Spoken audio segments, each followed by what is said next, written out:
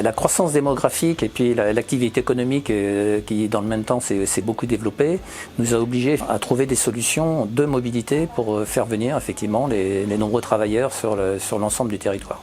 Annemasse Agglo a beaucoup travaillé sur la mobilité depuis pas mal d'années. On a effectivement lancé dans un premier temps un BHNS sur notre agglomération. Dans un deuxième temps, on a beaucoup travaillé avec Genève sur le Léman Express qui a pris son envol en fait en décembre 2019. Et dans le même temps, on a développé aussi le tram qui a permis de valider un petit peu tous les transports qu'on avait mis en place nous sur Annemasse Agglo avec l'ensemble des transports urbains, des 6 lignes de bus. Et puis dans un temps parallèle, on a commencé à développer des voies vertes.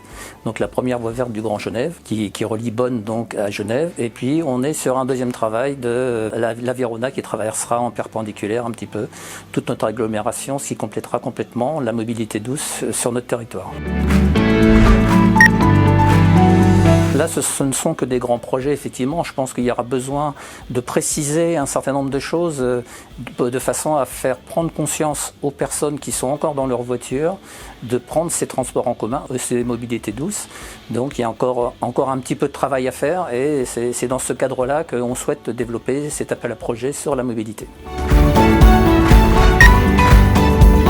Donc, il s'adresse aux porteurs de projets au sens large, créateurs, start-up, entreprises innovantes, entrepreneurs, étudiants, associations. 2 éléments sont primordiaux pour nous. Le projet doit être une alternative durable à la voiture individuelle, mobilité décarbonée, partagée, collective, douce, active et même les solutions de démobilité.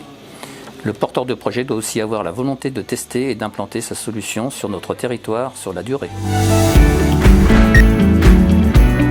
3 niveaux de service selon la maturité et les besoins des projets. Pour le premier niveau, les porteurs de projets ont la possibilité de venir présenter aux citoyens leurs solutions ou leurs services dans le cadre de l'agenda global des animations de la Maison de la Mobilité et du Tourisme. Pour le second niveau, nous proposons un accompagnement d'incubation et d'accélération selon la maturité du projet en partenariat avec le pôle de compétitivité de la région Auvergne-Rhône-Alpes. Au programme, rendez-vous individuels, sessions collectives, recherche de parrains et d'investisseurs. Enfin, pour le troisième niveau, Annemasse Agglo propose de mettre à disposition certains quartiers en cours d'aménagement de son territoire afin de tester grandeur nature des projets répondant aux besoins spécifiques de ces espaces.